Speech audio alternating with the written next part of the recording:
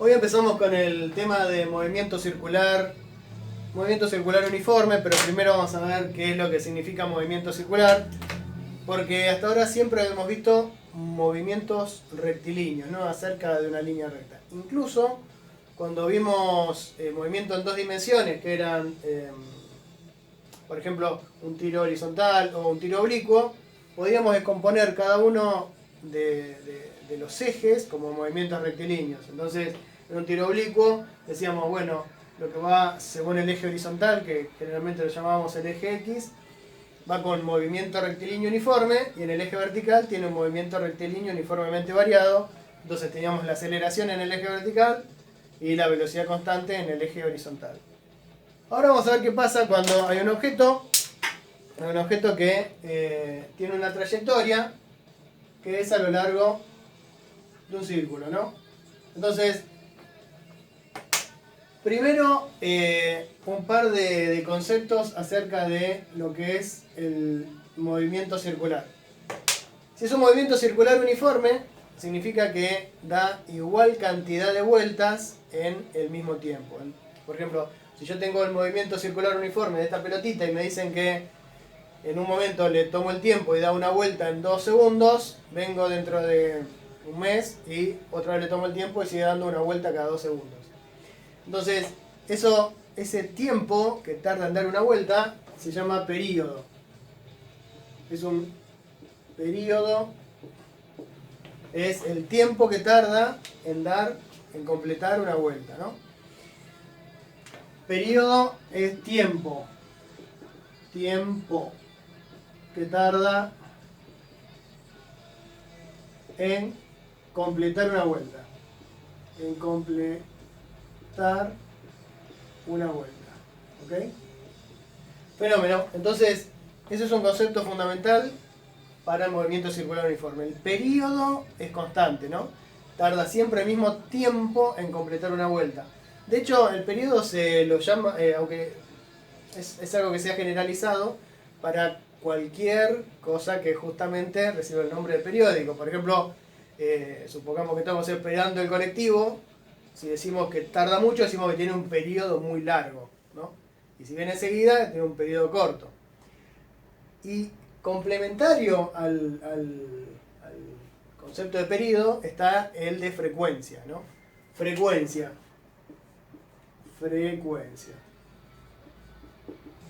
Puse uno con minúscula y otro con mayúscula por costumbre. La frecuencia es la inversa del período. Justamente, si suponemos que tenemos un solo colectivo, que es el que realiza el trayecto de un determinado recorrido, si tiene un periodo grande, o decir tarda mucho, es porque la frecuencia es muy chica. En cambio, si viene seguido, es porque tiene un periodo corto y por lo tanto la frecuencia es alta, ¿no? Entonces, la frecuencia es la cantidad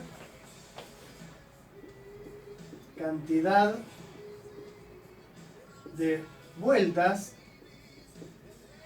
Voy a poner vueltas entre paréntesis porque pueden aplicarse por otra cosa también. Entonces, cantidad de vueltas que se completan.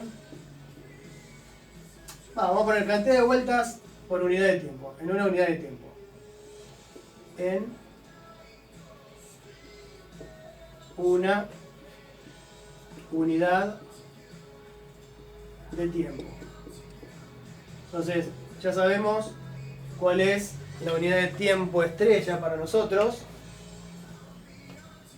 en el sistema MKS, que es el que estamos usando. El tiempo se mide en segundos, ¿no? Entonces, la relación que hay entre el período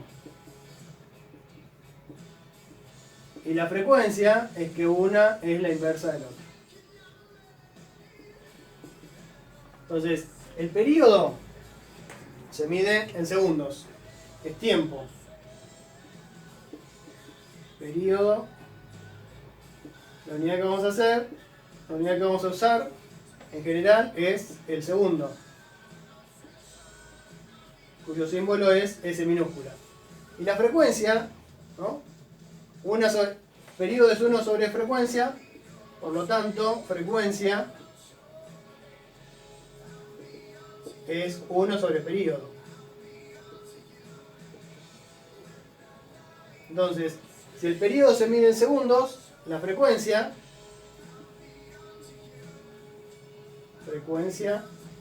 se mide en unidades de 1 sobre segundo. ¿Está bien? Segundo a la menos 1.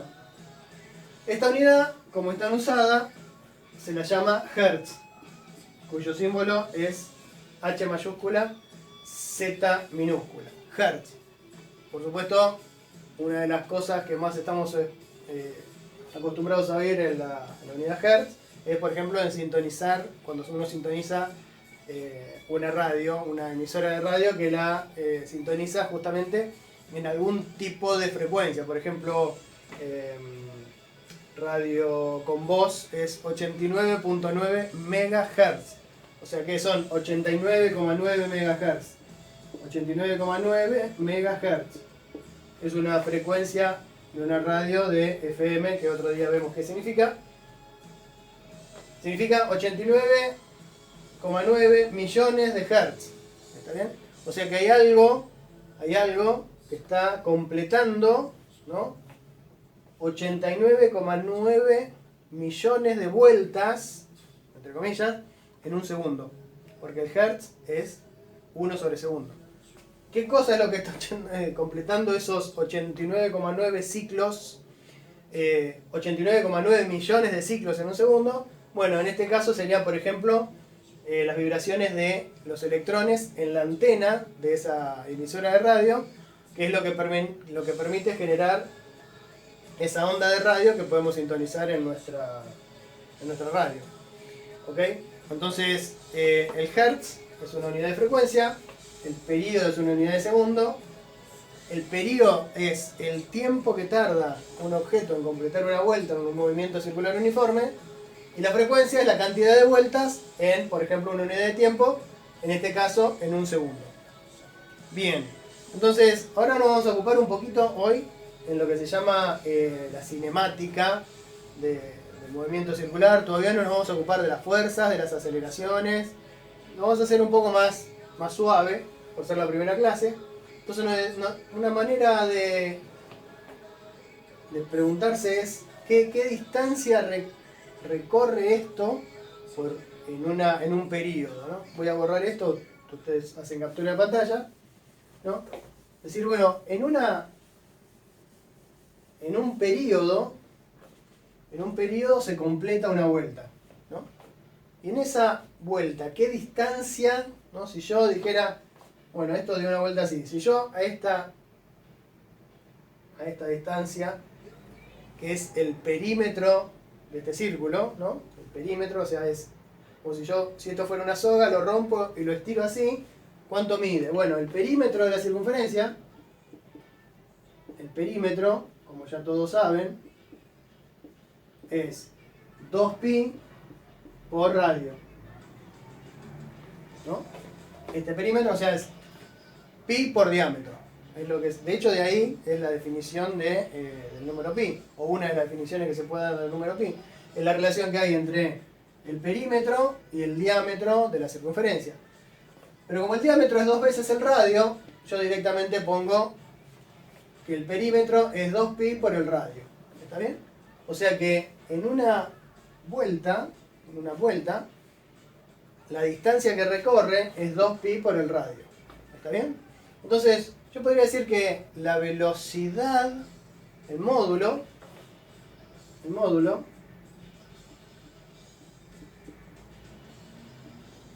la velocidad del módulo, de esto nos vamos a ocupar más en profundidad la clase que viene, y hay que recordar que la velocidad es una magnitud vectorial, o sea que por ahora nos vamos a ocupar del módulo, muy poquito, pero hay que recordar eso, ¿no? Entonces, el módulo va a ser 2pi por r, que es la distancia recorrida, ¿no? O sea, en una vuelta recorrió esa distancia a lo largo del círculo la circunferencia, pero ¿cuánto tardó? Y bueno, tardó un periodo. Ah, una cosa, al periodo lo vamos a llamar con el símbolo t.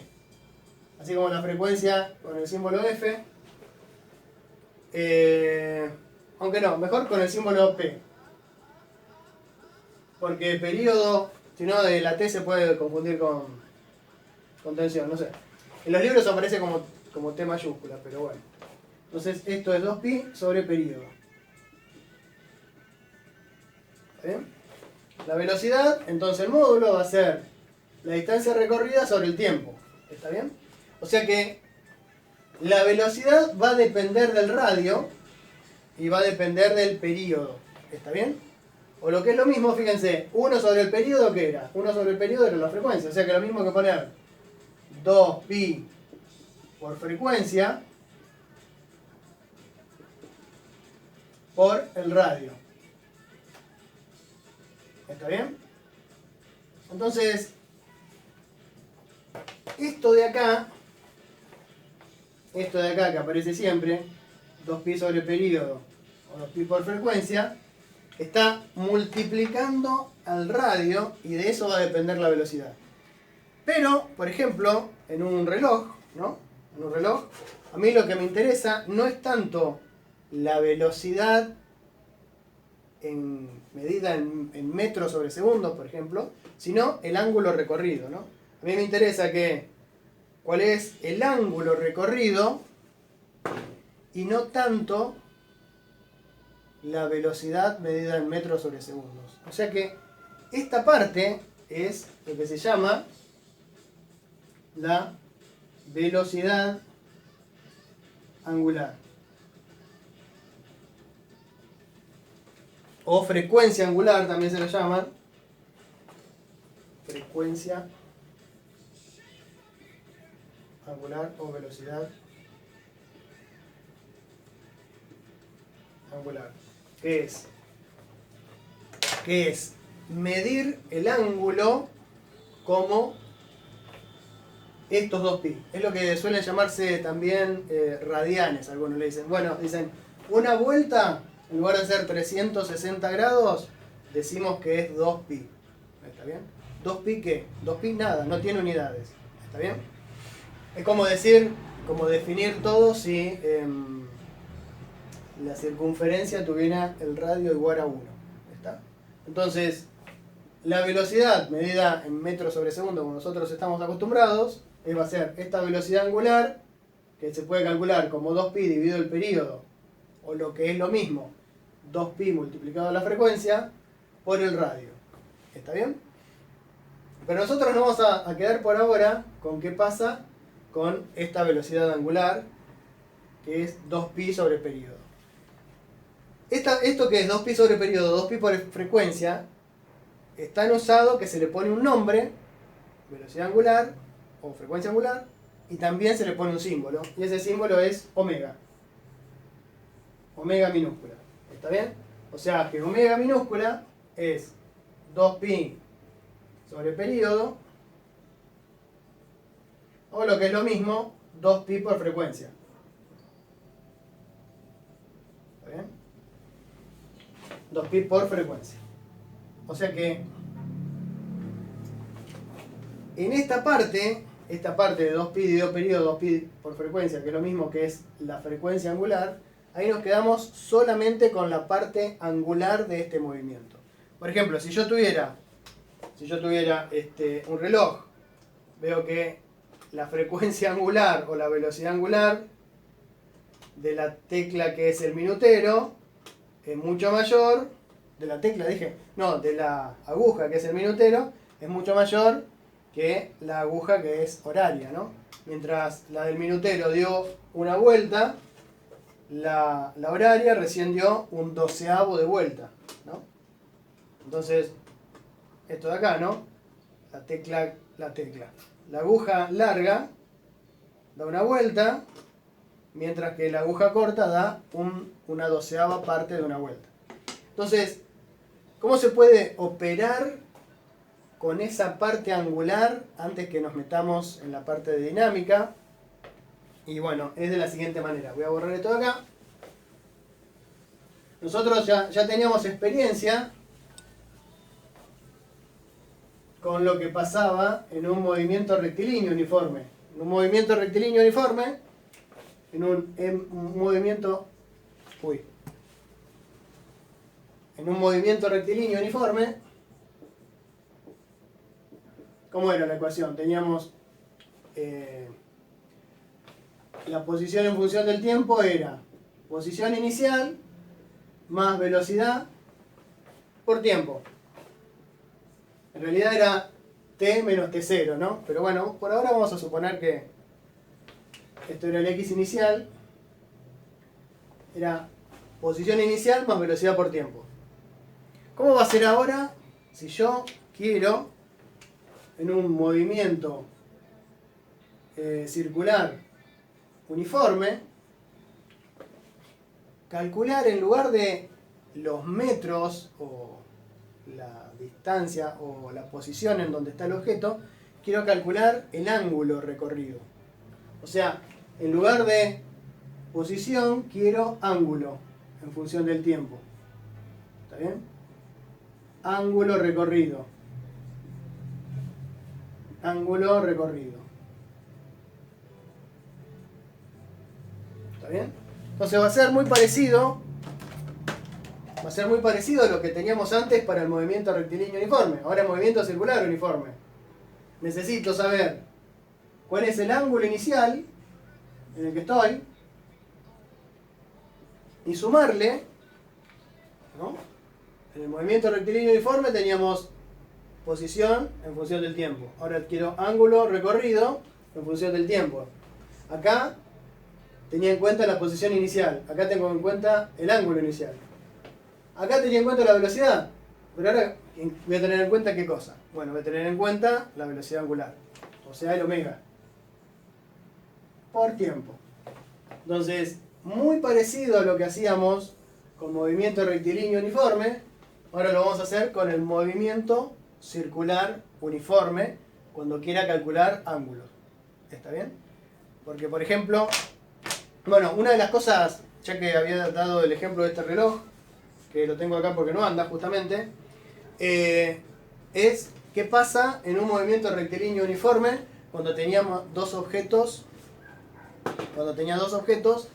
con distintas velocidades. Bueno, si uno tenía más velocidad que el otro, si estaba adelante, se iba y nunca iba a haber un encuentro.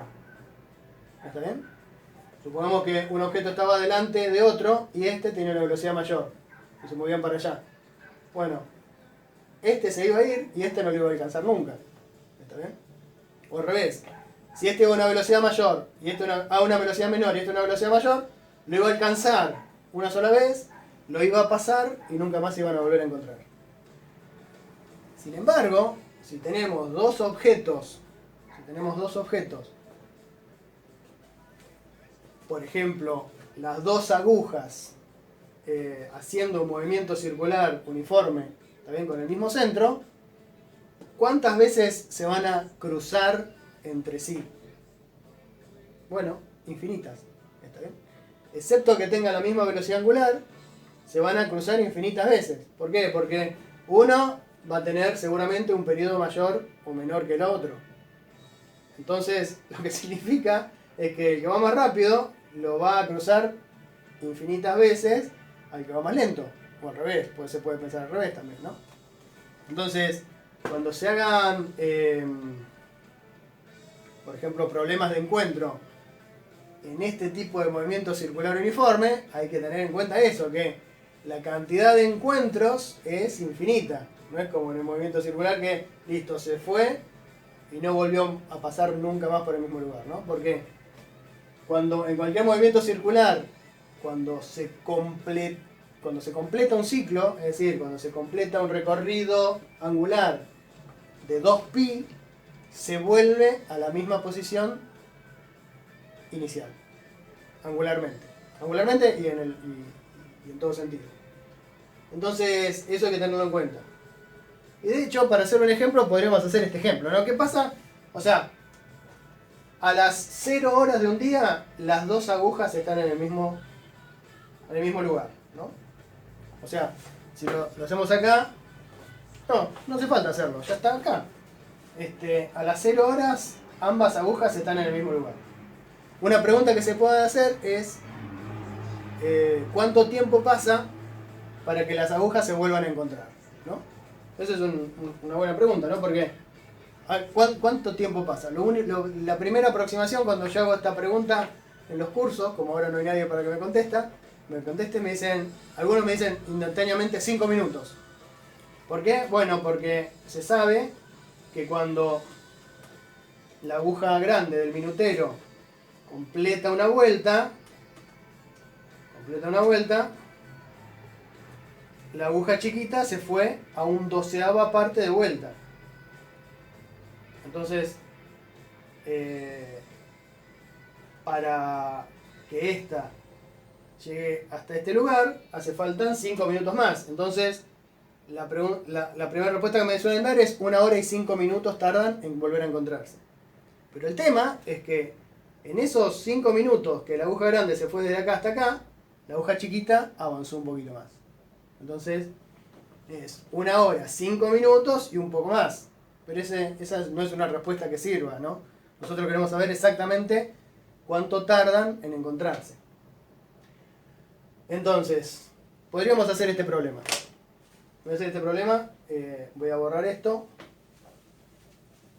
Y vamos a usar nuestra nueva ecuación de movimiento circular uniforme, que es esta de acá. Y vamos a ponerle que es, se le suele llamar cinemática circular o algo por el estilo.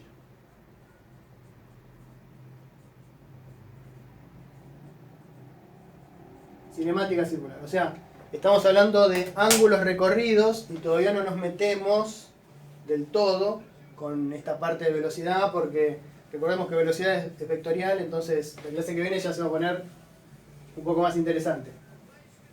Entonces, ¿cómo era la situación inicial? Tenemos dos, bueno, vamos a borrar esto también. Una manera de responder a este problema es decir, bueno, a ver,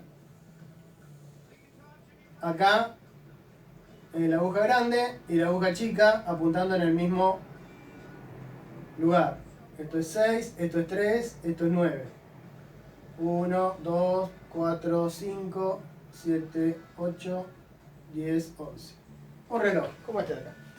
Estamos, en principio, con las dos agujas a las 0 horas. 0 horas.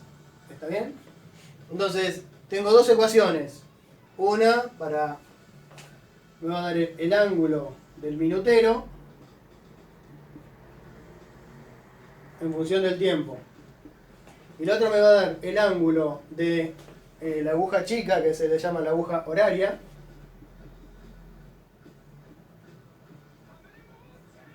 En función del tiempo. Entonces yo digo, bueno, a ver.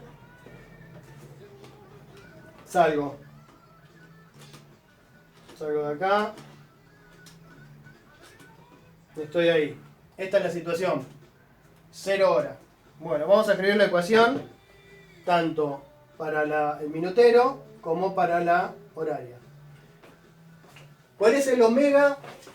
El omega del minutero. Minutero. El omega era 2pi dividido el periodo. Entonces, ¿cuál es el periodo del minutero? El minutero tarda 1 hora en dar una vuelta. 1 hora en dar una vuelta. 1 hora son 3600 segundos. O sea que el omega del minutero es 2pi dividido 3600 segundos. Perfecto. ¿Y cuál es el omega de la horaria? Es 2pi dividido el periodo de la horaria. Ahora, la aguja horaria, que es la aguja chiquita, ¿cuánto tarda en dar una vuelta? Llegar hasta acá es 1 hora, 2, 3, 4, 5, 6, 7, 8, 9, 10, 11, 12. O sea que tarda 12 horas en dar una vuelta. O sea que son 12 por 3600 segundos. O sea que ya tengo la frecuencia angular o la velocidad angular del minutero y la frecuencia angular de la horaria. Ok, vamos a empezar a analizar cómo se resolvería este problema. Cuando yo tengo las dos agujas en el mismo, a las 0 horas, tienen las dos la misma posición. Entonces empiezan a avanzar. Empiezan a avanzar, empiezan a avanzar, empiezan a avanzar, empiezan a avanzar, empiezan a avanzar, empiezan a avanzar, empiezan a avanzar. Y en la primera hora, cuando ya pasó una hora,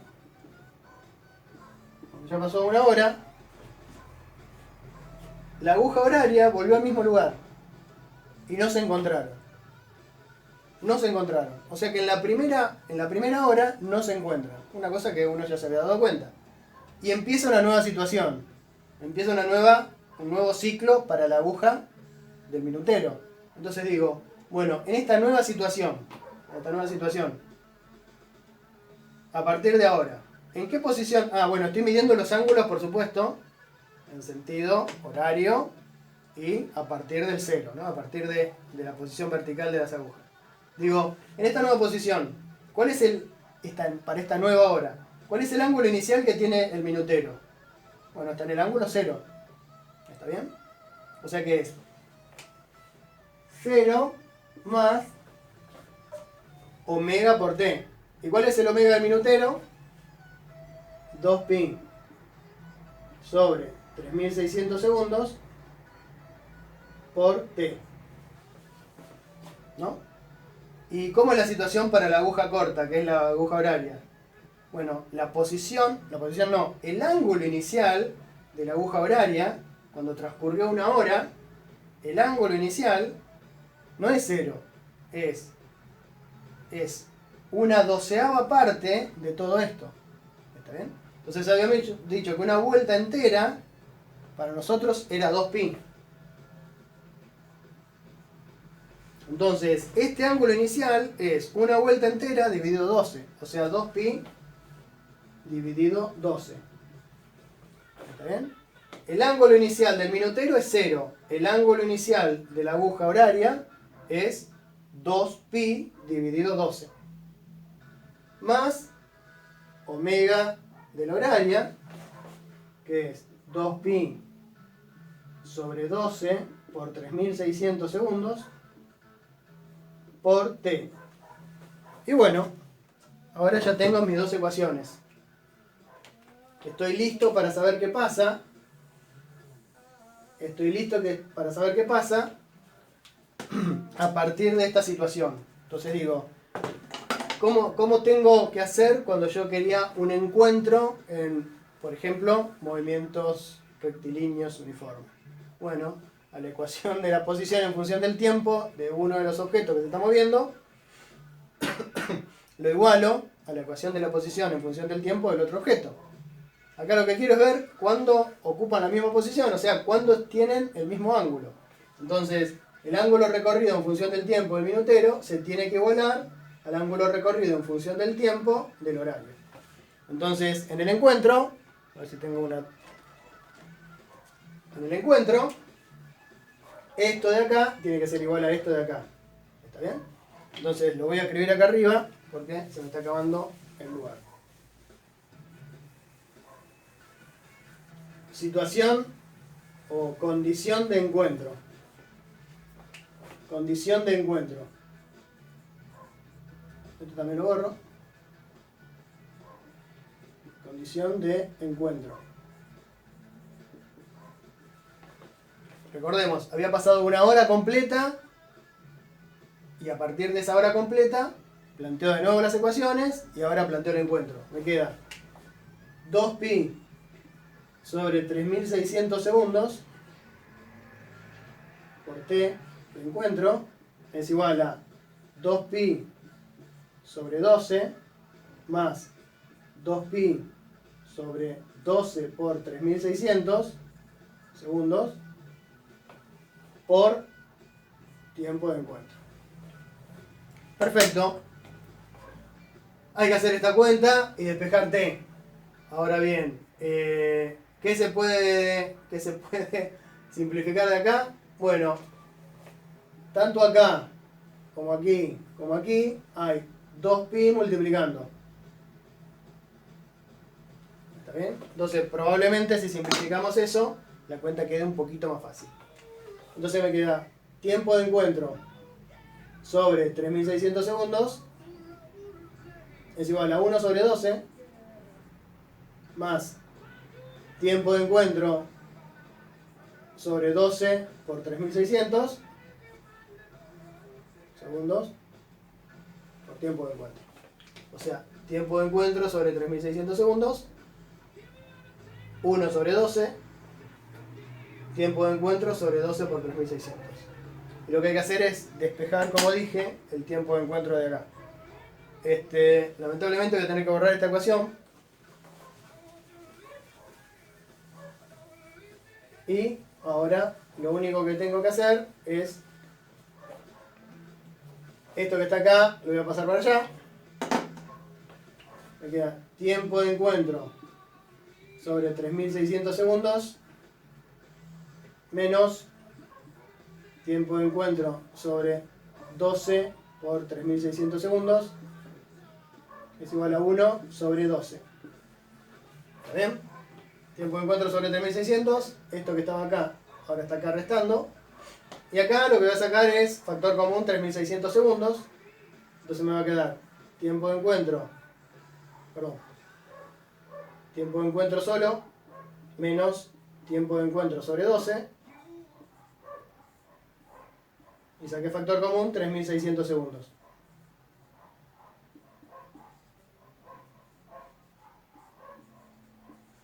¿Está bien?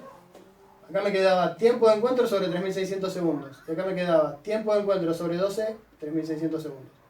Este 3600 segundos están en ambos lugares, o sea que lo saco factor común. Acá me quedó tiempo de encuentro y acá me quedó tiempo de encuentro sobre 12 con signo negativo. Entonces, estos 3600 segundos los voy a pasar para allá. Entonces me queda 3600 segundos dividido 12. Y acá me queda tiempo de encuentro menos la 12ª parte del tiempo de encuentro. O sea, un entero de tiempo menos la 12ª parte. O sea, 12 doceavos menos un doceavo. O sea, 11 doceavos del tiempo de encuentro. ¿Está bien? Fenómeno. Entonces, ¿qué pasa? 12 con 12 se simplifica. Y me queda que el tiempo de encuentro es 3600 segundos sobre 11. Eso no es... A ver, 3600 dividido 11 es 327,27. 327,27 periódico segundos. El 327, 27, 27, 27, periódico el 27. ¿Está bien? Entonces, ¿qué es 327? 300 segundos son 300 segundos, ¿no? Son 5 minutos. O sea que esto es igual a 5 minutos más 27,27 segundos periódico. ¿Está bien? Entonces, lo que tardan en volver a encontrarse las agujas es una hora completa en la cual los encuentran y después 5 minutos con 27,27 segundos, ¿no? Nosotros habíamos dicho, bueno, en hacer este movimiento la aguja grande tarda 5 minutos, pero en esos 5 minutos la aguja chiquita se movió. Entonces va a tardar más que una hora con 5 minutos. Efectivamente, lo que tarda hasta que se cruzan es una hora con 5 minutos con 27,27 segundos. ¿Está bien? Entonces, así es como funciona esto de la cinemática del movimiento circular. La ecuación la borré, pero la vuelvo a escribir acá. La ecuación es el ángulo en función del tiempo, es el ángulo inicial más la velocidad angular por el tiempo. Eventualmente, acuérdense que esto se puede escribir como el ángulo inicial más la velocidad angular por t menos tiempo inicial. Esta sería la más general, ¿no? Pero casi siempre vamos a usar esta de acá porque nos vamos a arreglar para que todo empiece con el mismo tiempo inicial y ese tiempo inicial lo vamos a llamar como 0. Bueno, esto por ahora lo dejamos acá, es la parte más fácil del movimiento circular, pero en la próxima vamos a ocuparnos de objetos que tienen movimiento circular, ¿no? Por ejemplo, una pelota agarrada a un hilo que gira con movimiento circular, ¿no? Es raro eso porque una pelota, lo que quiero decir es una pelota que esté agarrada a una soga y que describa un movimiento circular. Las sogas, ¿qué podían hacer? ¿Las sogas podían tirar? No. ¿Podían empujar? No, podían solamente tirar. Entonces, la única fuerza a la que está sometida esta pelota que hace un movimiento circular es la tensión. Y la tensión, en todo momento, tira hacia adentro, ¿no? O sea que tengo una fuerza sobre esta pelota y la pelota hace un movimiento circular. Eso dice muchas cosas. Por empezar, que la única fuerza a la que está sometida la pelota apunta siempre hacia el centro. Otra cosa que dice es que si la pelota está sometida a una fuerza, seguro que hay una aceleración. Y si la fuerza apunta hacia el centro, la aceleración tiene que apuntar hacia el centro también. Y otra cosa importante es que si se corta este hilo, la velocidad con la que sigue el objeto es rectilínea y tangente a este círculo. O sea que en este punto la velocidad era así, pero en este punto la velocidad es así, y en este punto la velocidad es así. O sea que hay muchas cosas para pensar en esto, ¿no? La velocidad y la fuerza, o sea, la velocidad y la aceleración son perpendiculares entre sí. Bueno, se los dejo para que lo vayan pensando y en la próxima avanzamos un poco.